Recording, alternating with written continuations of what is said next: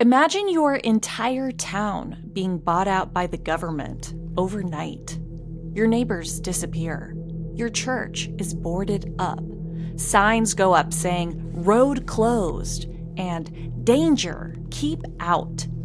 And then the rumors start.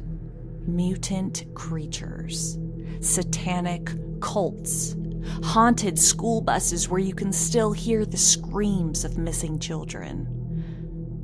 Welcome to Helltown, Ohio, a place so cursed the government literally wiped it off the map. Is it a failed chemical cover-up? Is it a ghost town haunted by its own secrets? Or is Helltown really just a spooky case of mass hysteria? Let's get haunted.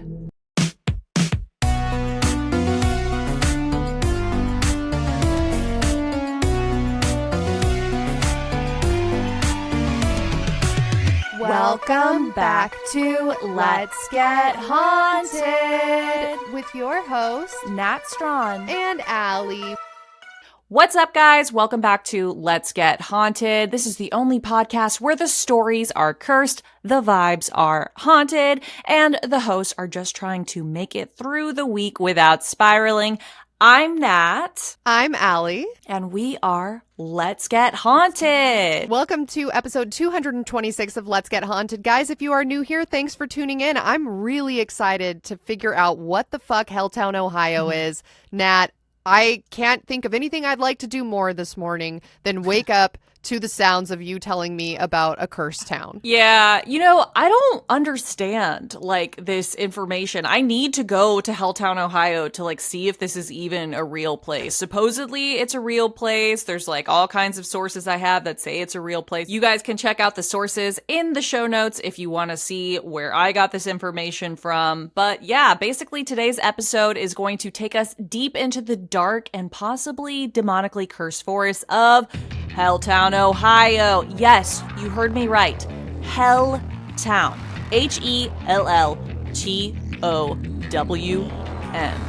The vibes are giving absolutely do not take the scenic route through here, if I say myself. And the history of this place is one of the creepiest, most conspiracy-laden places that we've ever covered. The name, though, we need to talk about the name. Helltown, Ohio. Because who the fuck named their town Helltown? That's what I was wondering. I was thinking to myself, is this a nickname? Is this literally the name of the town? It's literally the name of the town. And the sign when you're going in there is "Welcome to Helltown, a great place to visit, but an even better place to live." And it's it looks like it's from a movie set or something. That's why I don't know.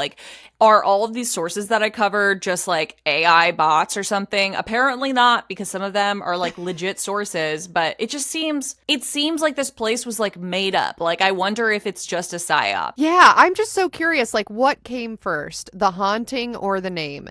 Was the town named Helltown, and then because of the weird fucking name, everyone was like, oh wow, this must be a cursed place that devils live? Or were there weird goings on that then made it acquire that name after the fact?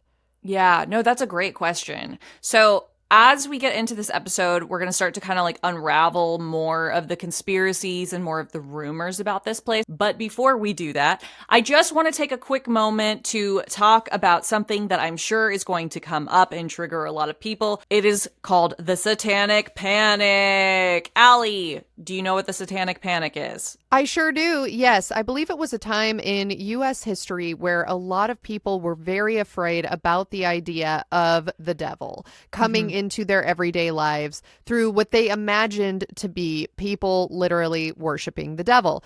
From my recollection, I believe there was a really famous case in U.S. history where there was a daycare and one of the kids told their parents, oh, we did something today. The parent interpreted that as a satanic ritual. And then I think they went to the cops, and it was a whole kerfuffle that made its way into the news. And then everyone was like, my daycare is satanic. Yeah, yeah. And some people say that like the Satanic Panic really started back in like the 1600s with the Puritanical Society and the witch Mm. hunts and stuff. And other people say, it really took off during like the 80s and the 90s when like black metal was a thing. Warning signs of satanic behavior may be apparent, such as a reclusive behavior pattern and listening exclusively to heavy metal rock music. And a bunch of, edgelords were sort of like memeable, like, yeah, we're hardcore because we play the guitar and worship the devil. But then there's like actually people who worship the devil that they're like, actually worshiping the devil is not even satanic. I don't know what you're talking about. Actually, the devil has done a lot of really good things. Actually, the devil has like taken care of a lot of children who couldn't do it on their own. Actually, the devil has like made people into superstars. Actually, the devil shows up for you more than Jesus Christ. Actually, the devil is like kind of an icon. So like, Actually, the devil went down to Georgia because he was looking for a soul to steal, and he came across Charlie Daniels and his band, and he played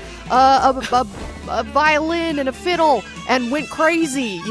There's much to be said about the devil. What can the devil do for you is what I always say each morning as I look at myself in the mirror. Yeah, the point is that Nat and Allie, that is us, the hosts, we love the paranormal. We are not skeptics. We 100% are going to present everything today as if it 100% is true and did happen. Now, that said, neither one of us has ever seen a ghost. Neither one of us has ever seen the devil, ever talked to the devil that we know of. And so I'm just saying, I don't know if the devil is a good guy or not. So don't come for me and be like, this is a satanic panic. I'm just giving you information. Okay? So, hopefully, you guys are going to leave this episode wondering, did the government literally nuke a town to hide a mutant population? Or at the very least, you're going to be thinking, maybe these locals were just high on corn and Mountain Dew. That is not for us to decide, okay? So, let's start with part 1. Where the hell is Helltown? Allie? Let's start with the basics, okay? Helltown is the nickname, actually, for a real place in Ohio. Specifically, this is the northern part of Boston Township in Summit County. It's about 30 minutes outside of Akron, and it sits in what's now the Cuyahoga Valley National Park. Why do they call it Boston Township if it's in Ohio? Is Ohio just like trying to like catch some of that Boston Riz to like seem more legit? What is Boston Riz? Is it just saying wicked all the time? Yeah. Is it just like drinking a Guinness and saying wicked? That's what I imagine Boston is 24/7. Boston is like that Ben Affleck guy, right? He's Boston. Or is he not? I think so. Yeah, he is the town of Boston. Boston guy. Yeah, I think there's a lot of like Irish folks that are in Boston. Okay. And I just know that there was one girl that I went to college with who was from Boston, and it was the first time in my life I had ever heard anyone say wicked in a positive way.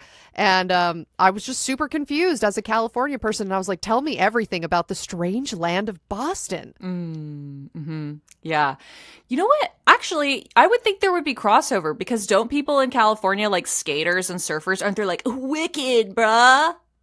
No, I mean, I don't know. I grew up in Southern California in Ventura County, if you're listening and you know where that is. It is a sort of strange land because we are a big, like, agrarian community. Like, there's tons of farms here, but there's also tons of surfers because it's on the coast. Yeah. So I don't know if it's just, like, the weird land I grew up in, but I never heard anyone say wicked. I heard people say gnarly all the time. Yeah. Yeah. No, that makes sense. You know... Gnarly, dope, epic. Does anyone say aggro, like instead of agriculture? Like, yeah, I work in aggro. No. Oh, okay. Well, you guys are No. missing an opportunity there. He got It's super aggro. Yeah, You mean he was like planting seed in fallowed land? You guys, the ag community is so aggro right now. They're up in arms. Yeah, that's a horrible joke.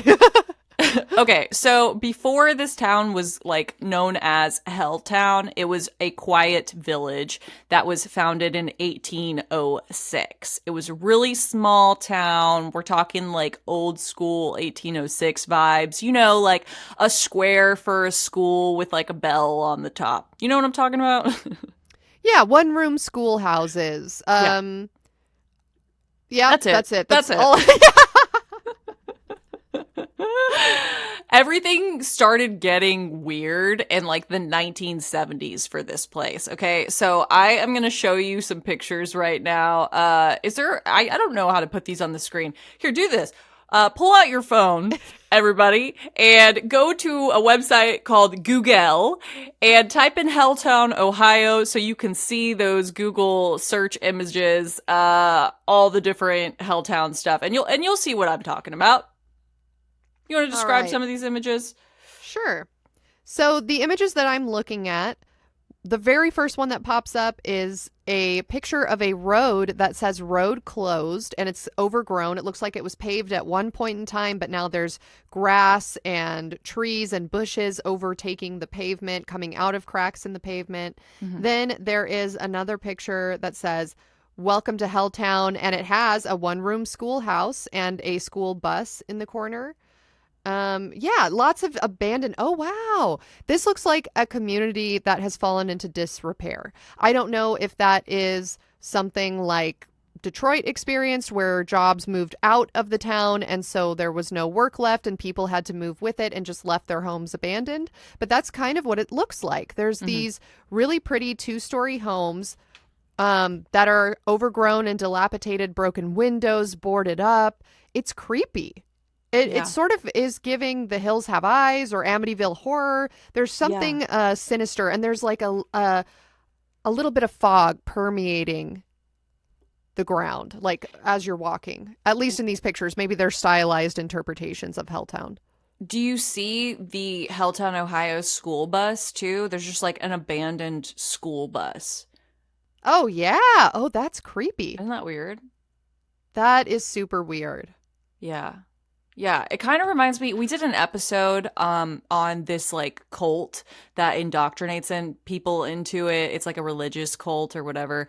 And they go to like Grateful Dead shows and like present this bus. Yellow Deli cult episode. They go to places where like basically people are like fucked up on drugs, and then they like bring them into this like air conditioned bus and like give them cookies and water, and they're like, hey, join our cult, like you don't have to pay rent, like we're a fun society, and like everyone has cool long hair. And then you join and you give away all of your possessions to the church, so they literally like accumulate your wealth, and people get like screwed over and they just like disappear. Like you don't have a phone, you don't have anything. And yeah, I don't know why. Maybe that's why I think school buses are kind of creepy, because they like remind me of that. But there's something weird about that school bus. It feels kind of sinister.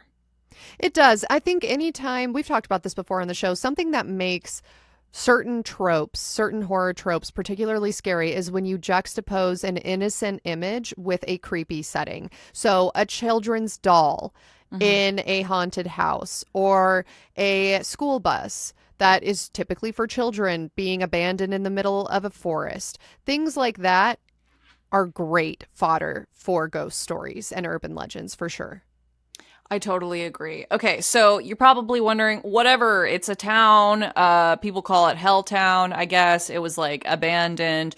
There's a school bus there. Who cares? You know, it's essentially a landfill. Well, that's not that haunted. And here's where it starts getting haunted, okay? This is part 2. We're going to talk about why the government literally kicked everyone out of Helltown, Ohio. Okay, so, Allie, in 1974, there was this guy. His name was President Gerald Ford. Have you heard of him? Yeah. President Gerald Ford. Yes, I have heard of him. Yeah, he was a real guy. I looked into this, and he seems to be kind of legit.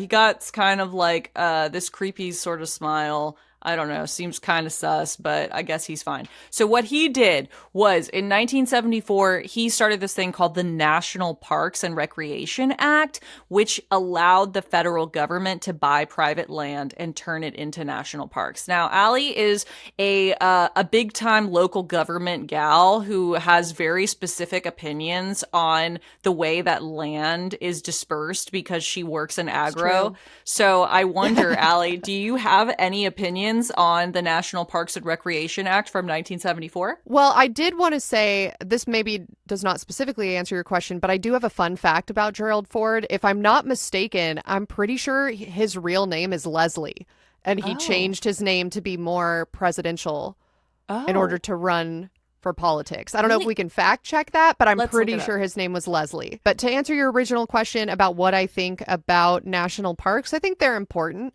I know that they have kind of a controversial history because of things like eminent domain, which took away people's private land rights and converted them into public lands. I know it's also controversial because in the process, a lot of tribes, Native American tribes, got fucked over because their land was roped into, in many cases, these national parks that they then no longer had a right to live on or perform their ceremonies on. I just got back from New Mexico and I took a tour of a pueblo there that has been in existence for 1,000 years untouched, and it was very interesting. And part of that tour was talking about how this particular tribe, the Pueblo people, had lived there for literally 1,000 years.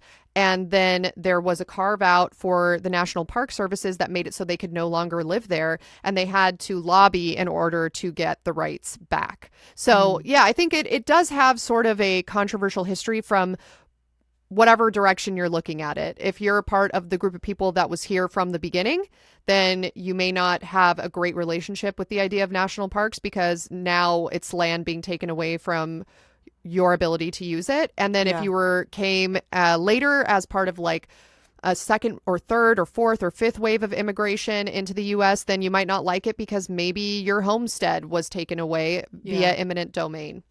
But if you just showed up and there's like a cool hike for you to go on, you're probably like, this is fine, you know? Yeah. There's like a little Smokey the Bear action. Like if I can go into a little gift store and get like a magnet, like this is going to be a good day, you know? So it really, it just depends on. I'm such a sucker for magnets. Yeah, bitch! Magnets! It depends on like where you stepped into the story, right? Like if you've been here for a long time, maybe the national parks are not so slay, especially if you lived there. Because it was like this, I used to have this beautiful Yosemite all to myself. And, you know, fast forward hundreds of years, now there's like buses of people who smell like bug spray and leave trash everywhere coming. So maybe, yeah, it just depends on who you are. Not saying you should be the person who leaves trash everywhere, but maybe your outlook on life is more positive if you're that person versus the person that's getting the trash left on. Yeah.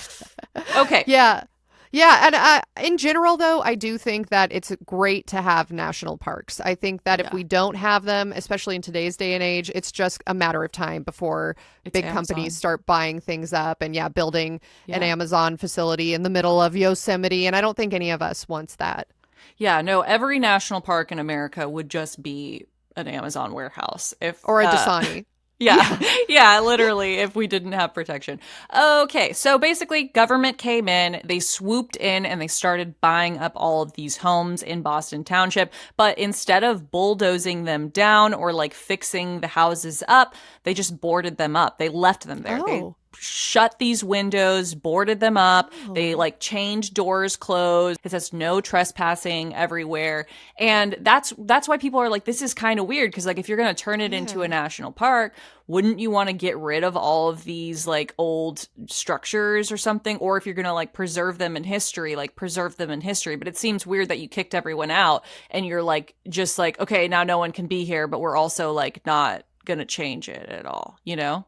Yeah, no, I definitely agree with that. I really like the TV show Alone, which we've talked about on this show before. And one of the tenets of Alone, they're taking these people, they're putting them in the middle of these beautiful national preserves in remote areas of the globe. And if they get extracted, it's a survivor show, right? And so if they get removed from the competition, one of the things they'll show is a time lapse of them disassembling any structure that person has put up on the land, because the whole point is leave no trace, right? So I agree with you. That is strange that on one hand, President Ford is saying we want to preserve these lands. They're important to our national heritage, and it's good for us to care about the environment. But then on the other hand, let's not make any attempts to take down these man-made structures. Right.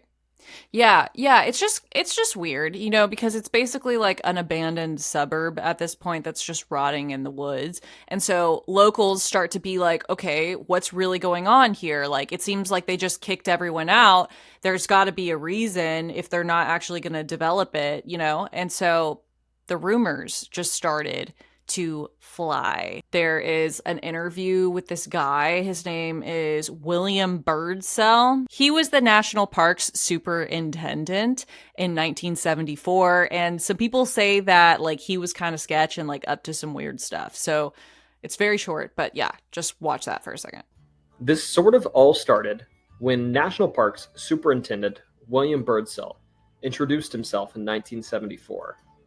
At first, he seemed like a friendly National Parks representative, but he would quickly become the townspeople's worst enemy, prioritizing the expansion of the Cuyahoga Valley National Park above all else, and going about his job without a bit of flexibility.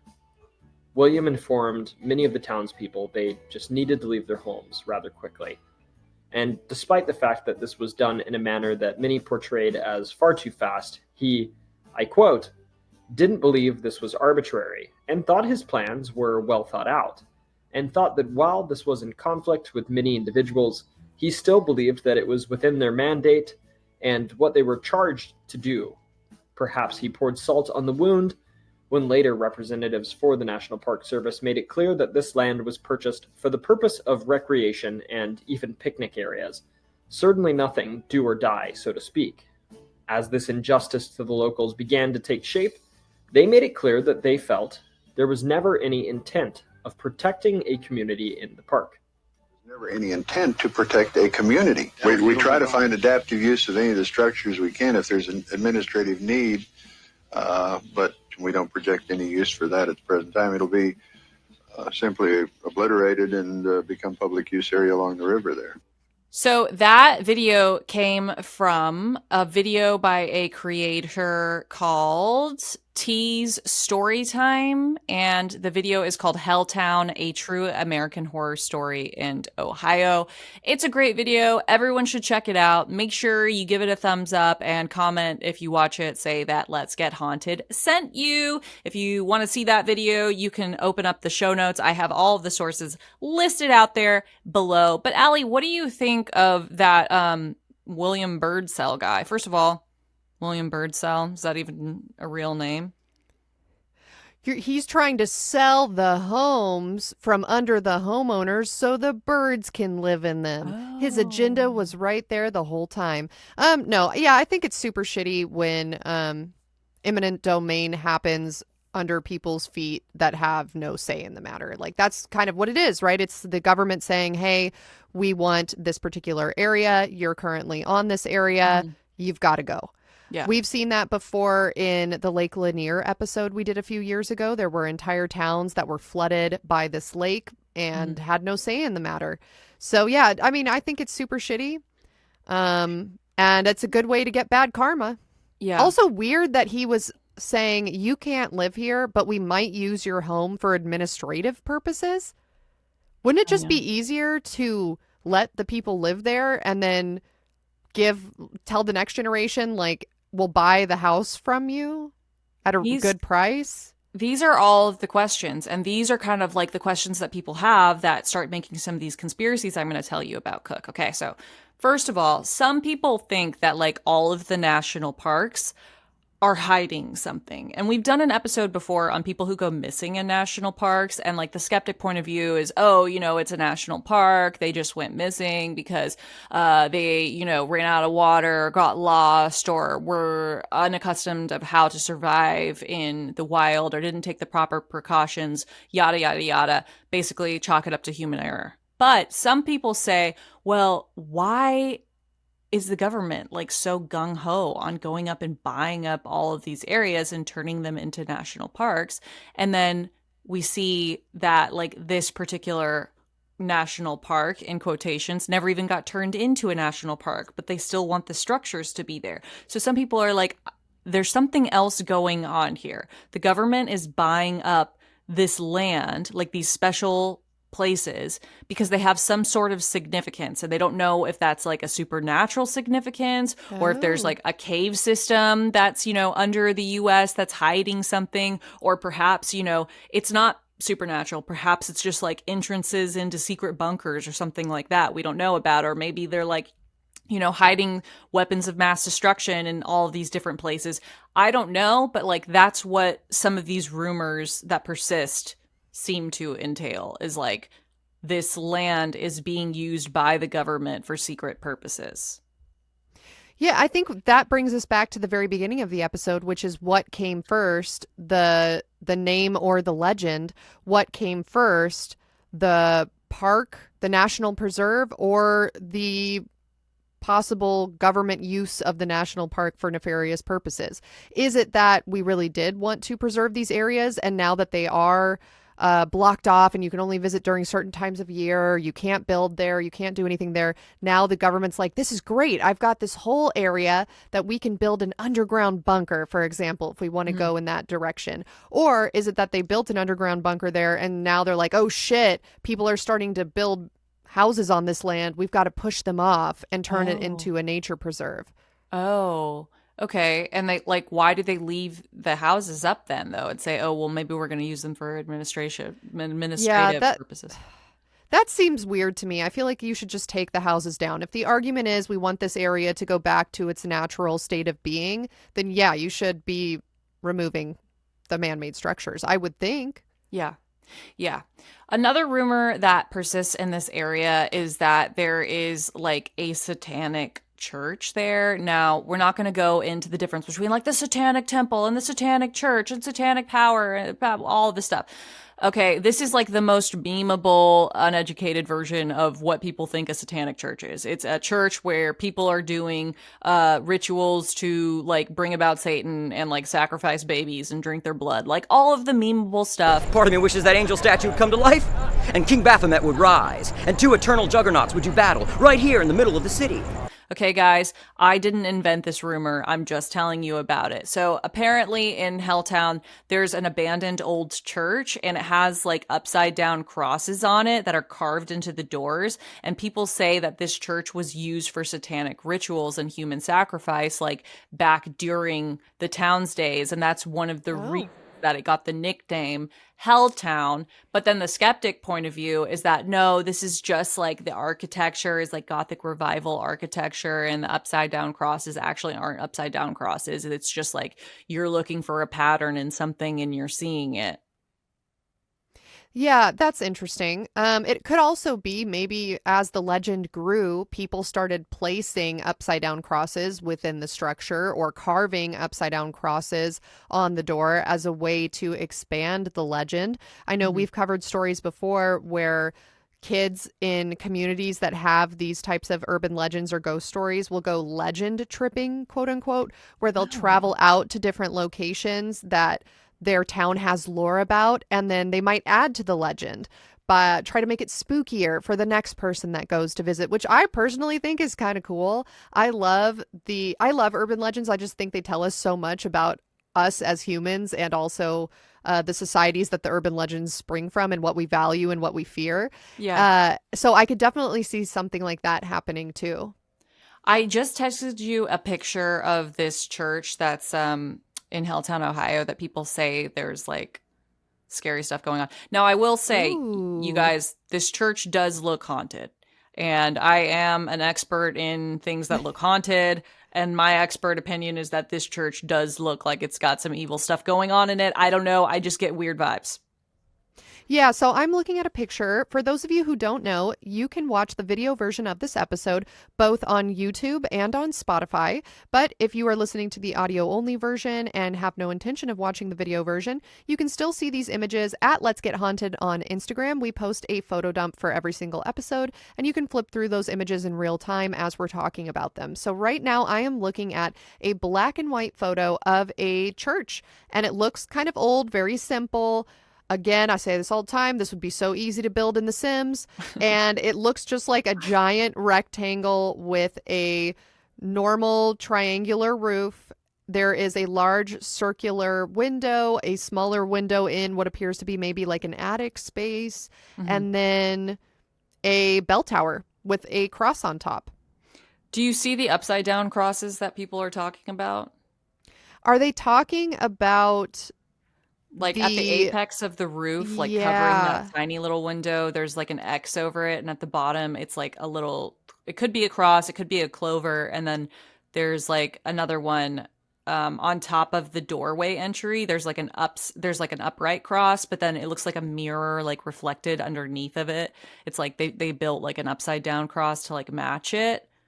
See that? Yeah, I do think it's kind of a stretch. To me, this seems like a decorative, I don't even know what you would call it, a decorative edging to the roof. But then again, sometimes spooky things are hiding in plain sight. So is it just a convenient excuse that it looks like a decorative edging, but really the intent was to have a sign to other weird people that wanted to see an upside down cross and do something with it?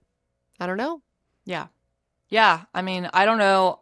I have never tried to like worship Satan and sacrifice babies. So like, I don't even know what that would look like. Like, I've never even attempted a regular old human sacrifice. I just don't have the time at this point right now. So I don't even know. It seems stressful. I'll be honest. It seems like the drawbacks would far outweigh the benefits. Even if sacrificing a human on an altar with an upside down cross would give you everlasting life or riches beyond your wildest imagination, think about the time it would take to find somebody, the tools, drag them into the area, do the ritual. It's just like so involved that I just don't think it's worth it. What if you got someone who was like super down? Like, I know we've talked on this podcast before about like some people who like are like consent to being murdered because it's like their kink or whatever.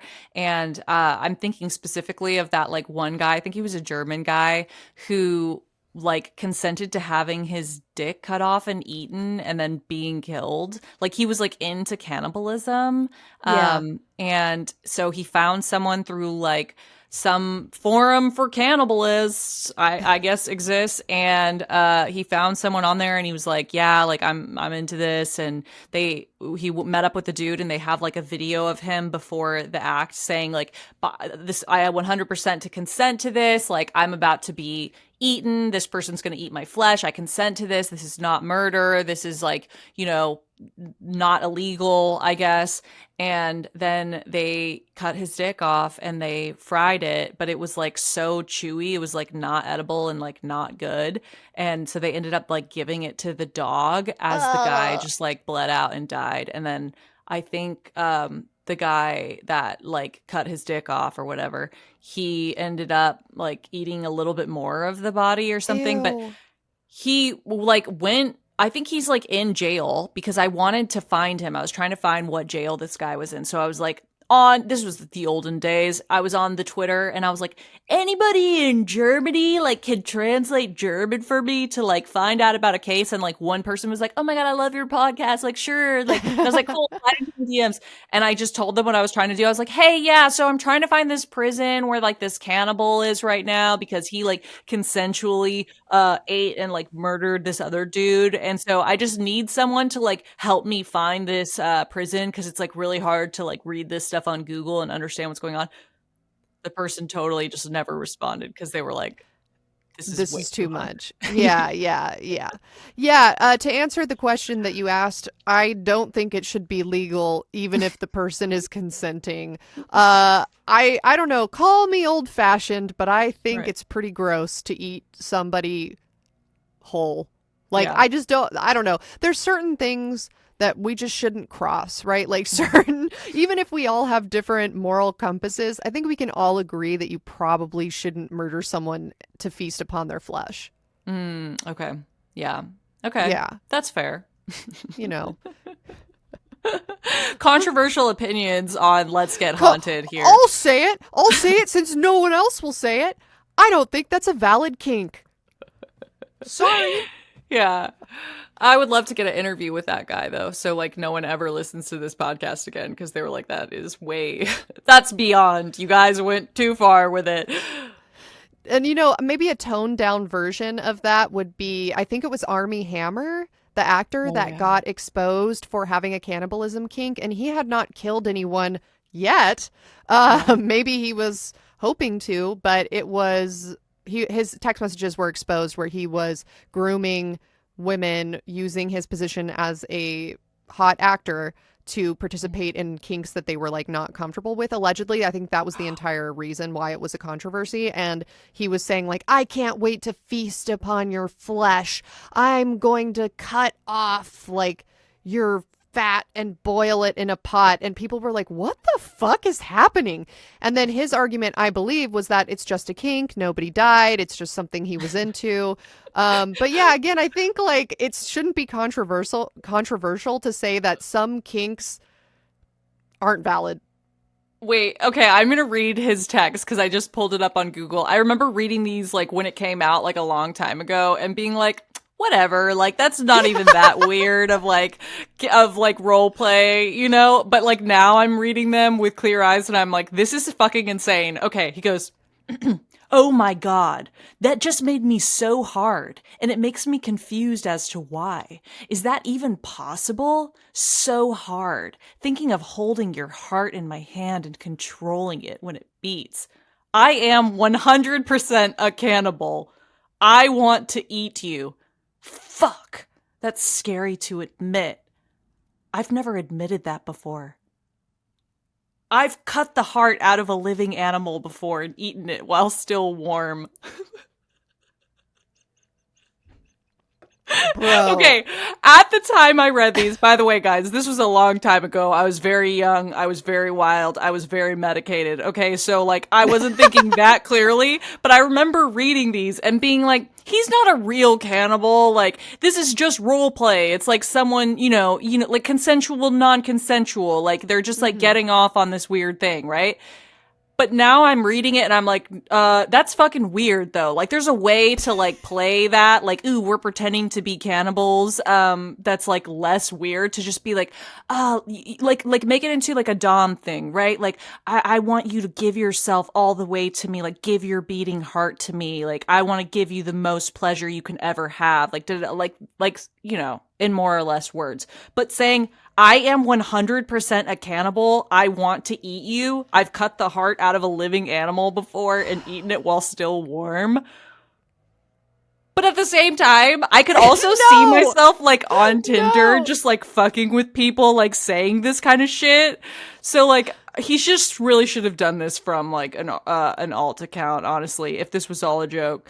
I don't know the full story of this, but oh shit. Here's some more from him. He goes, you have to tell me more. When is the movie coming out? And he goes, I eat a peach that another dude used to masturbate and come in. He spits a peach down the middle and to get the seed out and then jacks off with it. And then I come in and I find him in his post-masturbation bliss and eat the peach. I give 3 blowjobs in the movie. Haha. I mean, that's like a cuck thing. But like, okay, so I thought, reading that at first, I would think he was, like, turned on by, like, I don't know, another man's semen, I guess. That's, like, a valid kink.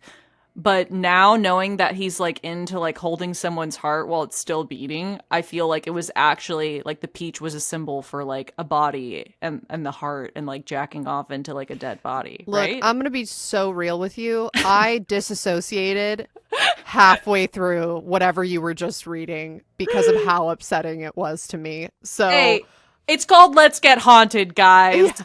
That's what we're trying to do, okay? I hope you're getting equal parts haunted and disassociated right now. Give us a 5-star review if you just hated the last 5 minutes of this podcast, because that's what we're trying to do here. Okay, next thing we're talking about, the haunted school bus. I sent you some pictures of this haunted school bus. Now, here is the legend, okay? People say that there was a school bus of kids that like a cult who lived in Helltown kidnapped, and then they like killed all of the kids inside.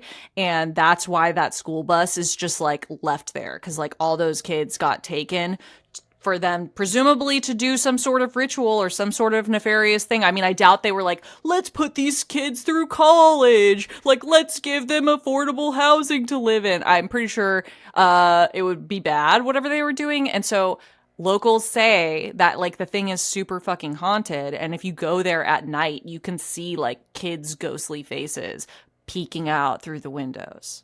Oh, I love that. See, okay, now we're back to the side of Let's Get Haunted that I enjoy, which is, again, creepy ghost stories and urban legends.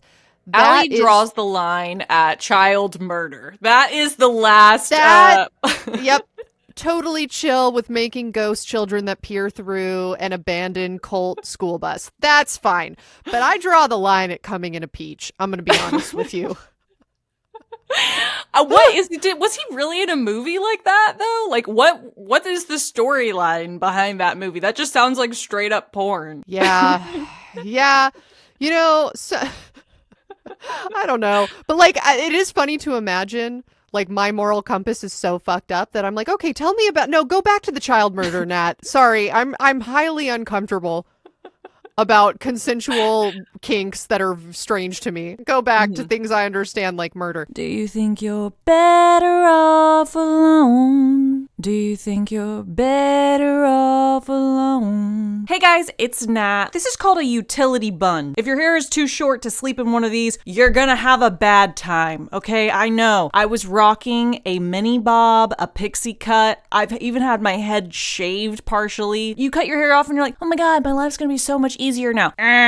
Because if you can't sleep in one of these, you can't wake up and do this. For those of you who are not watching the video version, I just took my bun out and my hair was like flying around. Now it's down, it's frizz-free, it's gorge, it's got a natural wave to it because I was able to sleep in a utility bun. When your hair's short, what's gonna happen is you're gonna wake up and you're gonna have like a sleep spot on the back of your head. So then you gotta style it in the morning, and if you can't style it in the morning, you just wear a hat. Stand up. Get a hold of yourself. What are you gonna do when you have to go to a fancy event? You gonna wear a bedazzled baseball cap? Actually, it sounds kind of cool. My point is long hair is awesome. But if you're like me and you fell into the short hair fallacy, what can you do to shorten your grieving process after chopping off all of your hair? NUTRAFOL. Right now, I am taking the postpartum supplement for NUTRAFOL, and I have never been happier. My hair is shiny, it's glowing, it is the longest it's ever been, it is so thick. NUTRAFOL is the #1 dermatologist recommended hair growth supplement brand, trusted by over 1.5 million people.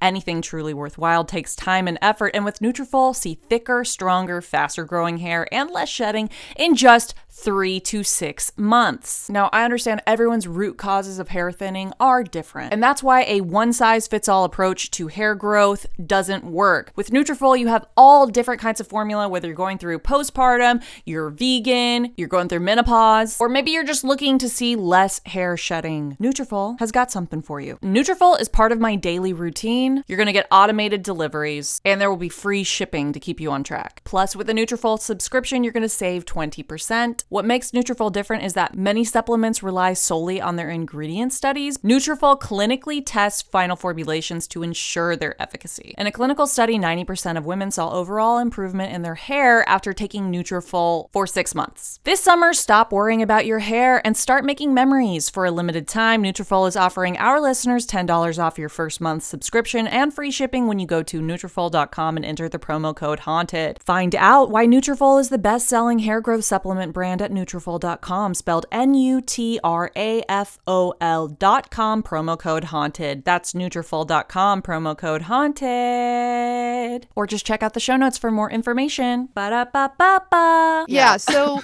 to go back to this story of the school bus, again, I just think it's really strange. If this is a nature preserve and you're trying to preserve nature, that's what it is by its very name, then why are you not removing the trash and structures and remnants of the civilization that you kicked out? Yeah. Right? Like, why would you not say, I get it. Nature preserves, parks, ag lands are all a magnet for people who suck and they want to dump their trash somewhere and they don't understand that you need to go to a place where it's legal. And so they'll come out in the dead of night and they'll leave trash or they'll graffiti or whatever, right? Yeah. But when we're talking about something as big as a house or as big as a school bus, why would you not make efforts to remove it? Is it an issue of budgeting? There's not enough money in the budget. The National Park Service is a nonprofit and all the money from ticket sales go back towards keeping the park rangers employed. Like, I don't know. What is the excuse they came up with for why they kept everything there? I don't know. You know, what you're talking about kind of got me wondering, like, is it actually a supernatural phenomena to find junk in the woods? Because, like, have you ever, like, walked in an old creek bed and found, like, a fucking refrigerator from 50 years ago? And you're like, how the fuck did this get here? I don't know if this is just my, like, experience growing up in Oklahoma, but there's, like, always, like, old trucks and stuff in the woods or, like, like old washing machines in the woods. And I'm like, how the fuck did this get here? Because there's trees everywhere. Like, you couldn't even take a pickup truck with your washing machine on it and back it into this area. So, like, did the thing, like, walk here? Did it, like, spawn here? Is this, like, you know, a glitch in the Matrix situation? It's weird. All things are possible through the power of meth. So never attribute to ghosts what can be explained away by a meth head with a mission. Okay. I work, as we've already said, in different ag fields, and a lot of them butt up against river basins, dried riverbeds, preserved nature preserves, and there are so many meth heads in them, and they're doing the strangest things. One time I walked onto a nature preserve because somebody had stolen something off of the farm and I was trying to find it, and there was just a guy there who had crafted for himself an apartment. I'm not joking. And he had dug out a basement in the riverbed and was renting it out to another guy. And I was like, holy fuck, like, this is crazy. You would never think, like, how did they get in here? Yeah. You know, but life finds a way. Yeah. Mm-hmm. But it is cool to think that one of the signs of a portal or a paranormal phenomena would be these random pieces of junk that spawn places. That is kind of cool to imagine, because what if you open the door to the fridge and you are now in a parallel universe? Like, you can step through it. Like, you know, those cool like speakeasies in LA or anywhere around the nation where, you step through a washing machine. Yeah, Meow Wolf. Yeah. You step through a refrigerator. You walk into a tunnel and all of a sudden you're in a club. Like, maybe it is something like that. Like, maybe Earth is just a club for aliens and they step through their portal through one of these seemingly innocuous items in the middle of nowhere, and they're in our club. Oh my God. I love that. I love to think of, too, of, like, the aliens being like, have you been to this super, like, niche club? It's in Norman, Oklahoma. Yeah. Everyone there drives, like, diesel trucks that are lifted, and they're really into something called football. And I'm just, like, thinking of, like, the billionaire elites of, like, the alien world going to, like, the shittiest place. By the way, guys, I'm from Oklahoma, so I can say that. Going to, like, the shittiest places in America and, like, thinking it's really cool, you know? Like, right. Yeah, like, have you been to this, like, dilapidated old shed? And it's like, you got into dilapidated old shed? Can you get me into dilapidated old shed? That's so funny. Like, imagining that the billionaires of Earth travel to these remote islands and they're like, oh, life there is so quaint. You know, they don't have any economy except for us. So they just, like, cater to all of our needs. And they like, really, it's like they're worshiping us because we're their only income because we've, like, ruined their island. And then to think the aliens are like, yeah, the humans, you know, they're just so different from us, and they're just a lot more simple, more easygoing way of life. They just have a lot of tin cans, and when they see us, they, like, stop what they're doing and look up at us and ask us to abduct them because of how shitty Earth is. Yeah, wow. Okay. So the next thing we're going to talk about is something called the Crybaby Bridge. Okay, so this is, like, your classic run-of-the-mill haunted bridge where you hear a baby crying, okay?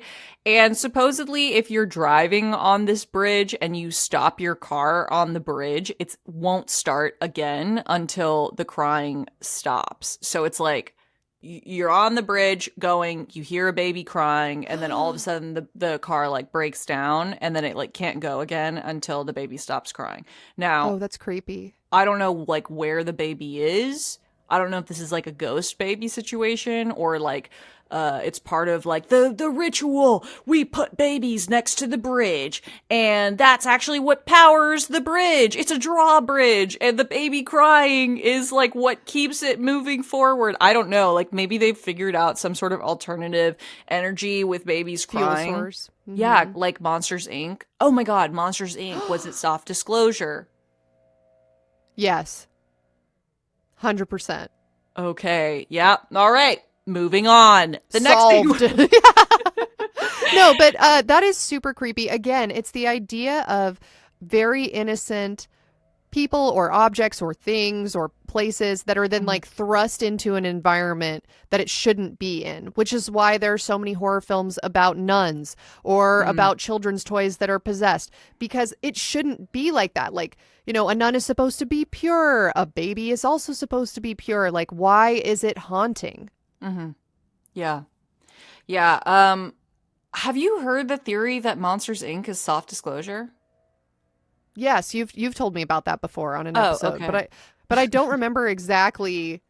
Okay. Like, so I'm yeah. going to relate it because Allie and I will like crash out in the middle of the night sometimes. And like when the new UFO video comes out and be like, oh my God, this is clearly real, and the angels and the demons are actually aliens, and they're like thought leaders, and like maybe they're inside your head, and perhaps you can get to the next dimension by like not letting them steal your skin or whatever the Scientology believes. I don't know. We go back and forth on like a bunch of different theories as to why aliens are definitely real, and we haven't figured out if they're nefarious or not, and maybe there's all different kinds of them. I know that's also a theory that there's like different types of aliens, and like some of the species are nice and some of them are not.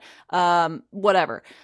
Point is that I heard that Monsters Inc., where like you have monsters or aliens or entities coming in through portals to make children scream or like make humans afraid, is how the aliens like get power, or like how the entities get power. And if you think about that, it's kind of like what you're taught in the Bible or like other like Judeo-Christian forms of religion, where it's like, if you follow our, you know, moral code, then good things happen, and if you don't follow the moral code, bad things happen, because like the bad demons are attracted to the bad energy, and then they can even like possess you and control you, and the more bad things you do, or like the more negative hauntings you have, the more power those entities get. Yeah. So maybe by so then how does that tie into the baby crying? Like, how can we tie that in? That Okay. by hearing it, or by stopping your car, or by looking for the baby? Like, is it some sort of trap? Is it some sort of like, I don't know, is it a lure? Oh Like, yeah, like a lure, like a mimic, yeah. right? Like, oh, Yeah. you have heard the stories of Helltown, of like, you know, there's rumors here that there's human sacrifice, that there was like babies being sacrificed. And so if you hear an infant crying, maybe you're going to try to like follow it or whatever. Mimics honestly scare the shit out of me. Like, Yeah, they're scary. I hate that. I hate that idea. I recently saw a TikTok of like, it's like a joke, but it's like a guy who lives in a haunted apartment because it's like cheap, and he's in the apartment and he's like doing this ceremony, and he's like, hey, like speaking to you as if you're like the new roommate, and he's like, oh no, this isn't the whole thing. This is just the appeasement. We got to do this like once every 30 days, and then it's like, hey, come over here, and he's like, don't go over there. That's not me. That's the mimic. He gets there, and then it's like every once in a while, like the thing turns, and he's like, nope, that's not me either. You know, and it's just, Yeah, that's you know what I'm so talking about. funny. It's very funny. Okay. We're going to move on to our next conspiracy / definitely real, mutant snakes. Okay. Ooh. So one of the theories is that this area is like a place where chemical dumps happened. And, you know, like you were talking about, people come and they like dump chemicals, or they like dispose of trash, or illegally like do whatever. Some people think that perhaps all this illegal chemical dumping has caused the area to become overrun with mutant snakes. And supposedly people who like are wandering around here see giant snakes with like grotesque deformities that are slithering out of the woods. Some people say, no, that's not chemical dumps. Those are like actually like fucked up snakes that are just living there. And then some people are like, no, those are like demonic snakes, because like the devil is like represented by a serpent. But then some people even take it another step further, and they're like, actually the government is making mutant snakes here with their chemical dumps, and they were actually like testing on all of these people who lived in Helltown, and that's why they ended up being like, no one can live here anymore, because it's like contaminated and radioactive. Interesting. Ooh, this is very much The Hills Have Eyes, right? Like, here's a contaminated nuclear fallout facility, or this area of land has been polluted to the point where now we have weird people that are not thinking clearly and are cannibalistic, or are animal-like, or wandering through the woods looking for their next victim. Like, MK Ultra is a real thing that happened, and a lot of people that were involved in MK Ultra that were experimented on against their will went on to become famous bombers or serial killers, or I believe the Unabomber and Charles Manson, and just different horrible people came out of those experiments. And you can make an argument that they were horrible to begin with, but I don't think we'll ever know, because they were experimented on. So is it possible that another secret experimental project was taking place in this area, and that the few people that lived there were unwitting victims, and then to cover up the crime, they had to push people off of their land and like run them back into society so that they would be spread out, and then they wouldn't be able to tell, oh wow, there are like an unusually high number of cancer cases coming from this community, because now they're spread out. This is an ad by BetterHelp. I'll say it. I hate summer. And everyone's like, oh my God, it's summer. This is so fun. Let's go to the beach. Let's go swimming. And I'm like, I just paid $300 to have a Brazilian straightening treatment on my hair. I don't want to get wet. Cool, let me just reverse the skincare benefits I reaped all year, getting radioactively baked by something they call the sun. And it rhymes with bummer. I don't have enough airline points to go to another hemisphere. I'm not flying coach to another hemisphere. No one's gonna understand the battles that I go through. Okay, my therapist has taught me how to cope with the trials and tribulations of my life. How to set boundaries. Like, I will absolutely not go to the pool at 4 p.m. in the middle of July. Unless there's a cabana, sorry. One time in Oklahoma, I met these cute boys with a boat. And they were like, do you want to go out on the boat with us? And I was like, sure. There's no chance I'm actually going to get in this gross lake water, right? Like, I'm just here with the cute boys on the boat.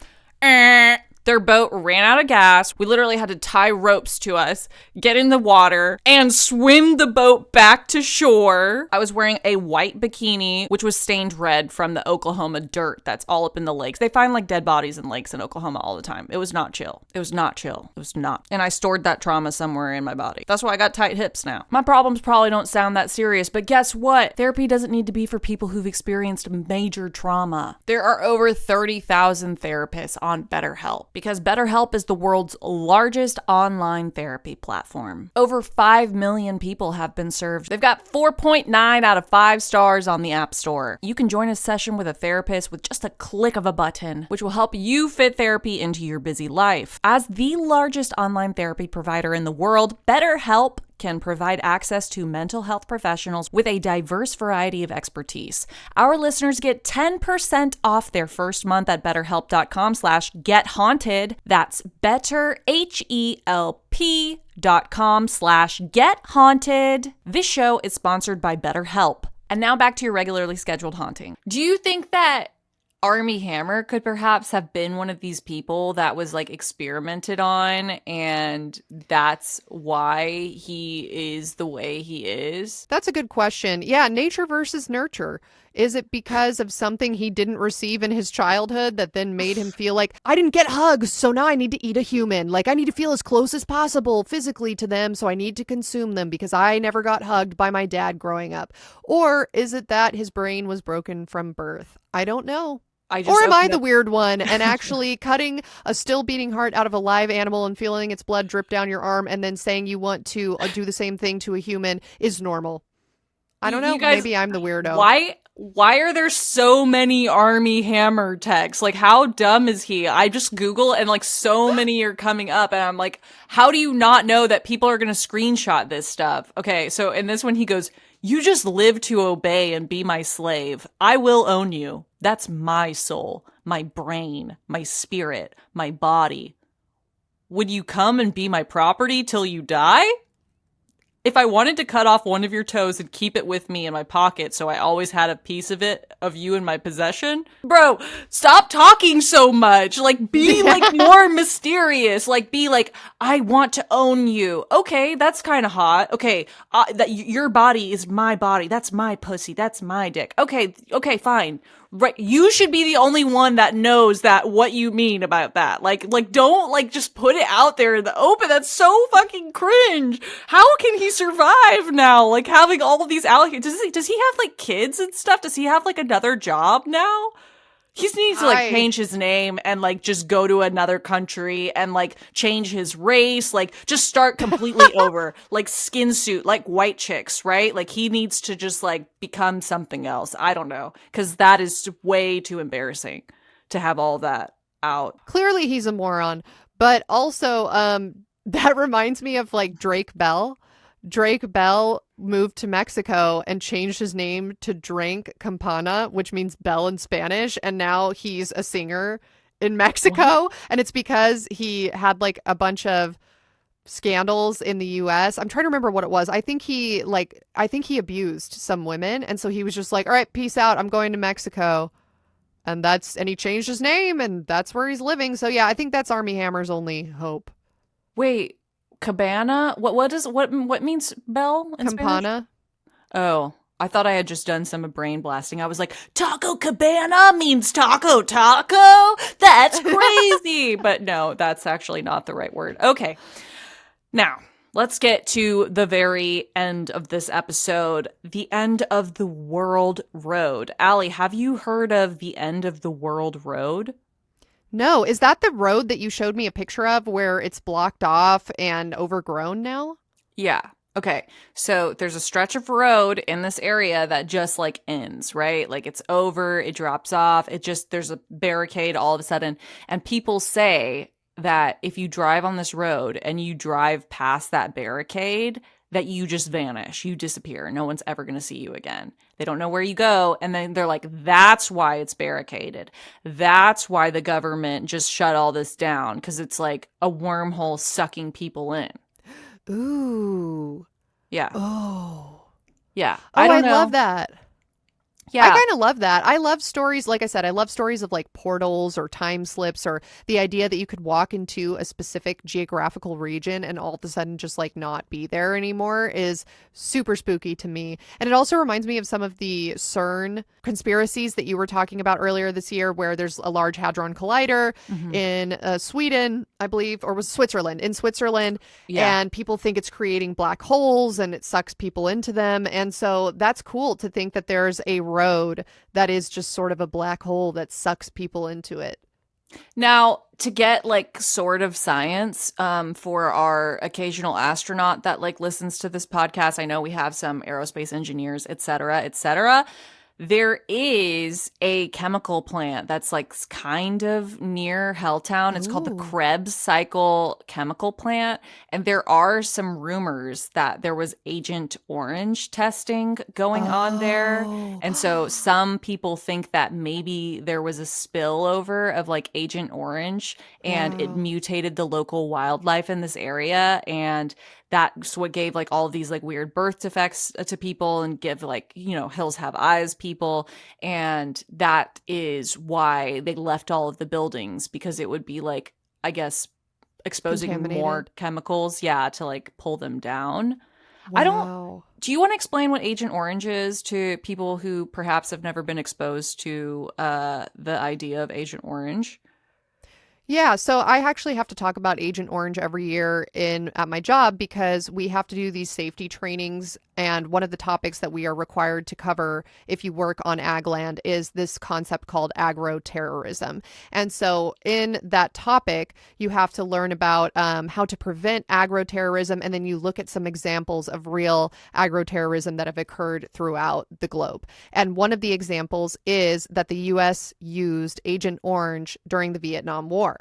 And the original intent was for this highly toxic chemical to be dumped over the ag lands in Vietnam so that the people would have no food because it would kill off all the crops. That's agroterrorism. Mm-hmm. And what they found is that it also leached into the water supply. It landed on people, and it resulted in these really horrific birth defects that have followed the people who were exposed to Agent Orange for generations to come. And I believe the U.S. had to pay out quite a few millions of dollars to Vietnam in order to as an attempt to make reparations. But the thing is, once you've already done that, no amount of money.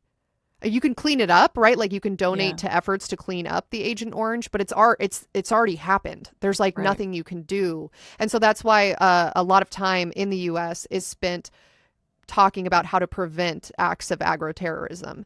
Right. And yeah, it's scary. It's super scary. Yeah, it's like if someone's like, ooh, do you want a new Prada handbag? And you're like, yeah. And they're like, okay, but I'm going to cut off your arm. And then this is going to be the reparations for that. And then you get your arm cut off. And then you're like, well, this is kind of hard because now I just have one arm. But I guess I have the Prada bag, but I'd rather just have the arm back. Right? Yeah, but it's not even cutting off your arm. It's cutting off the arm of every single person in your lineage for all of time. It's a very, very... It's contaminating your blood through different generations. Yeah, so people who were born in this particular area. I mean, I won't send you any of the pictures because they're honestly horrific and horrible. But it is important to be educated on those things. So I do think it is important for people to look it up on their own time. But yeah, it's, kids are born with deformed limbs, or their eyes don't work right, or the cone-shaped heads, or I mean, it's horrible. Short lifespans, sometimes born with organs outside the body. I mean, it's insane. So that would be a reason why you would want to move people so quickly out of the area if there had been a spill of something like Agent Orange. And we know that the U.S. government is not above trying to bury its scandals, obviously, as history has shown time and time again. So do we think it's possible that there was some sort of chemical spill and we'll just never know about it? Now, there are some reports from people from Reddit, on r/urban exploration, and different, people who have come out, and different news sources and whatever, anonymous people who say that when they were walking around Helltown, because you're not supposed to be there, right? It's closed off, no trespassing. It's a government owned land at this point. They say that they saw black SUVs who were parked in the area, and they saw military style helicopters who were circling around in the woods. And some hikers who have gone through there have been chased out by unidentified men in uniforms. Wow. Ooh, that is creepy.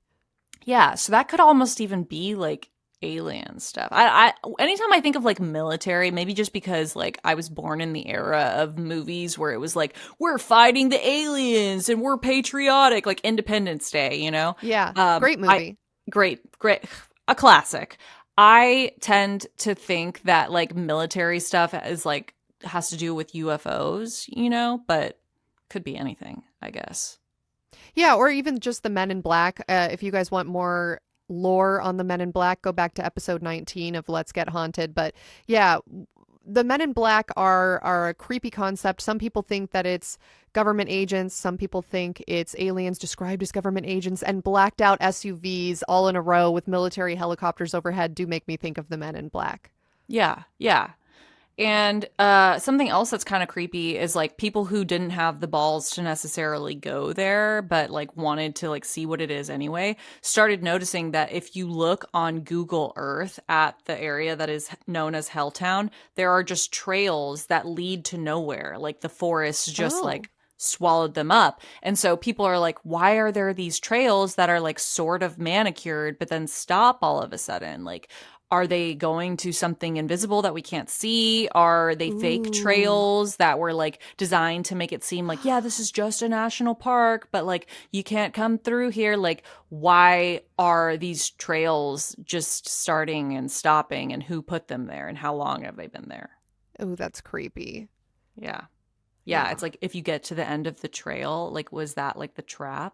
I'm just going to go for a little hike along this trail, and then you get to the end of it and there's Armie Hammer there who's like, bro, this is making me so hard right now thinking about you coming to the end of this trail and there's no way out. I promise I'm 100% a cannibal. I'm so hard. Cast me in your movie, please. Yeah, honestly, that might be where he's living now, because I don't think he's getting any jobs at this point. That is fucking creepy. That is terrifying. Creepy. Yeah. Okay, so basically, questions for thought, guys. You know, when you get to the end of a novel, and sometimes it's like, the questions for deeper exploration. That's what we're doing right now. Here's some questions for deeper exploration. Was Helltown just a weird little village that got caught up in a government red tape project? Or was it the site of satanic rituals, chemical warfare, and paranormal cover-ups? Either way, we can all agree that it's creepy as hell, and the fact that it's mostly wiped off the map right now is even creepier.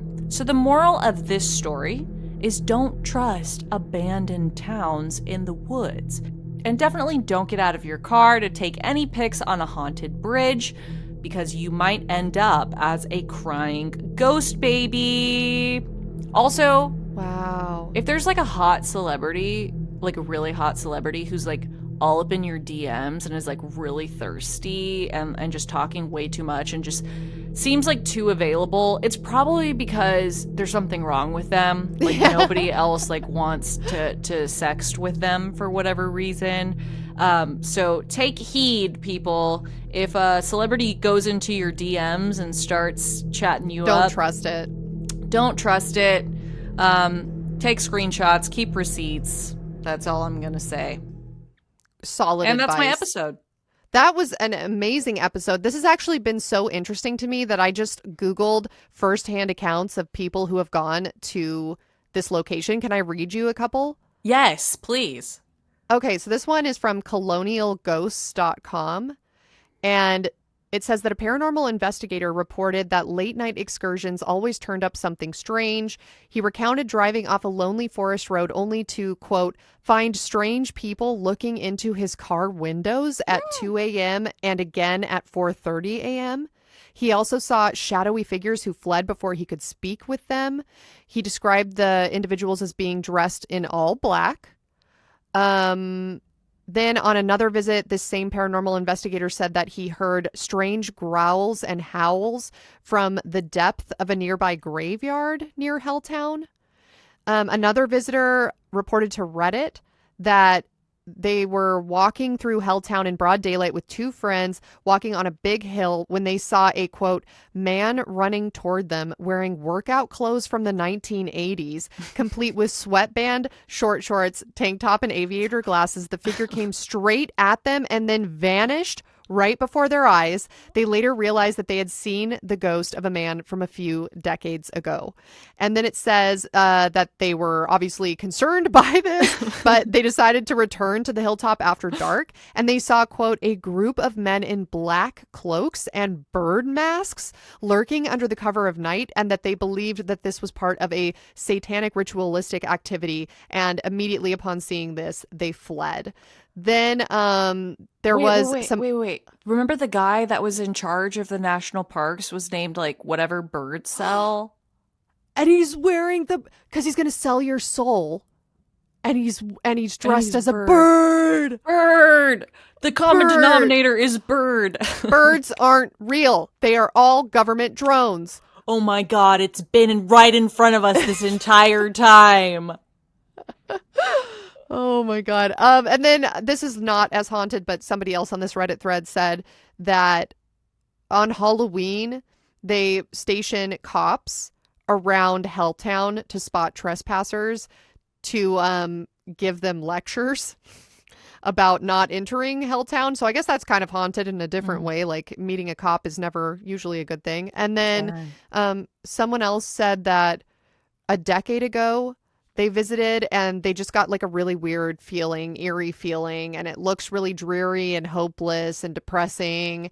And yeah, that is fucking scary. Yeah, I'm concerned about the people in all black that were, well, I guess, okay, so the skeptic perspective could be because this place is like infamous for being kind of haunted, right? Like maybe it'll attract haunted people. Like, okay, if you're Armie Hammer and you're super into cannibalism, but like nobody else is into it with you, and you find out of a place where there's perhaps cannibals, maybe you're just gonna like go try to like hang out there and see if you can meet some, you know? And so maybe you like put on all black because you're like, I heard there's a cult here that's cannibalistic and they wear all black. Maybe if I wear all black and I go there, I'll see them. And then you just like, it's like a meet cute of like awkward cannibals, like all just like, oh, hey, are you here trying to find someone to harvest their heart too? Oh, darn it. Like, are you a harvester or a harvested? Oh, you're a harvester too, just like me? Oh, man. Yeah, it's hard out here being a harvester. It's just super oversaturated. Yeah. It seems like all the harvesteds get taken real quick and then they're off the market. You know, that's so funny, though, to imagine like a cannibal convention and these people are buying tickets thinking, oh, there's going to be people here that are like consenting for me to kill them, but they show up and it's just a bunch of cannibals. Like the market for people who want to be killed is much smaller than the market for people who want to do the killing.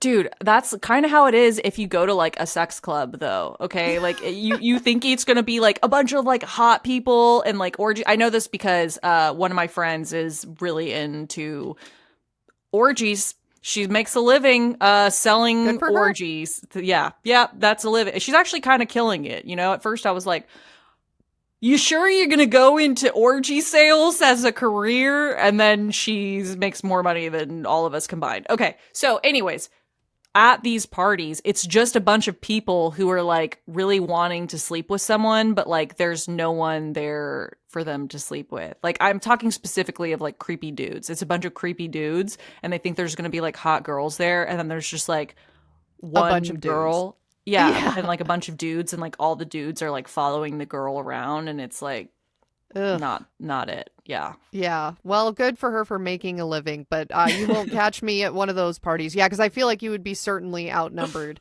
But I just sent you some pictures that I found on r/Ohio posted to Reddit by J_Shanna, who said visited Helltown, Ohio this weekend, and the very last photo is a picture of the interior of an old barn that's broken down and boarded up. And there's these planks of wood that have been spray painted to say, "Why don't you cry for me?"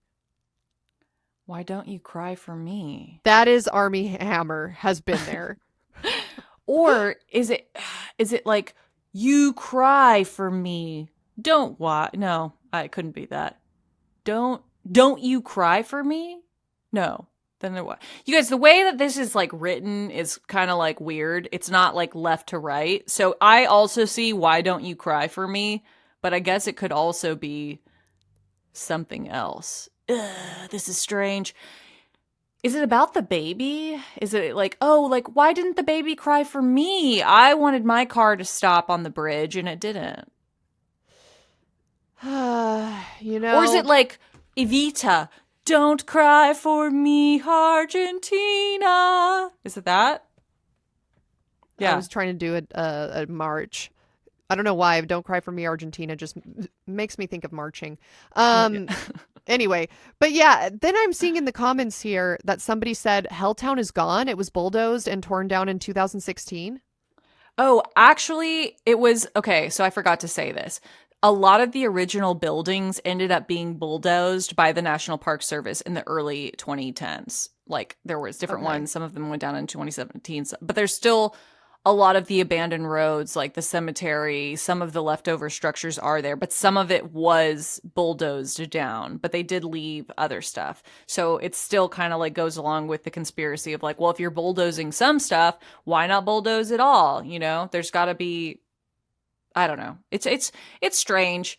I don't know what my personal favorite theory is. I'm really stuck on this Armie Hammer thing. I feel like I could just spend like hours reading through all of his texts. I don't know what his voice sounds like, but I'm imagining like California bro. Like, it would be so hot if you gave me your beating heart right now.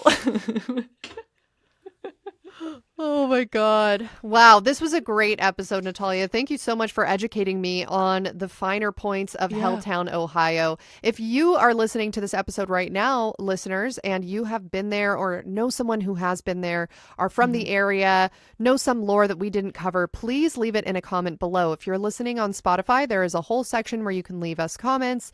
If you are watching on YouTube, obviously, everyone knows how to join the YouTube comments. And if you have nowhere to comment because you're listening to the audio only version and not on Spotify, then you can head over to @Let'sGetHaunted on Instagram, go to the photo dump for this week's episode and leave your thoughts below.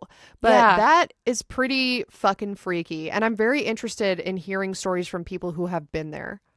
And last thing I wanted to say, too, is this season I've been doing topics that people have recommended to me, but Allie and I had to like switch some episodes around recently, and all of my episodes say like who recommended it next to them, but I feel like when I switched this one around, it erased the person that it said that like recommended it to me. So I don't know if this one was just one that I came up with on my own, or if someone recommended this to me. If you recommended Helltown, Ohio, for me to cover, comment below, let us know it was you. I'm sorry I didn't shout you out. I literally don't have the information because it's on like a shared Google Doc, and I guess I fucked it up because I like reformatted something and it just disappeared because I do not understand how to use Sheets. But thank you very much to whoever recommended this to me. I really appreciate it. And I also wanted to say, if you liked the format of this episode, we tried something new, like a little bit more like loose, a little bit more conversational with Allie and I, a little bit shorter, a little bit more poppy. Let us know. We're trying all kinds of new things with the podcast to see what works now that we're doing video. And, you know, we aim to please.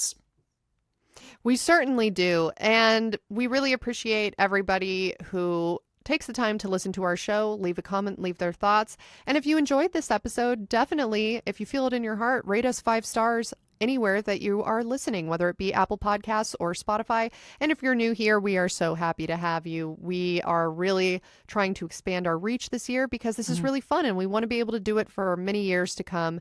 And in order to do that, we need to grow. So thank you. Thank you. Thank you. And we will see you next week. Is it time for our sign off? It is time for the sign off. Let me think here. BRB, gotta move to Mexico and change my name to outrun my past. Bye.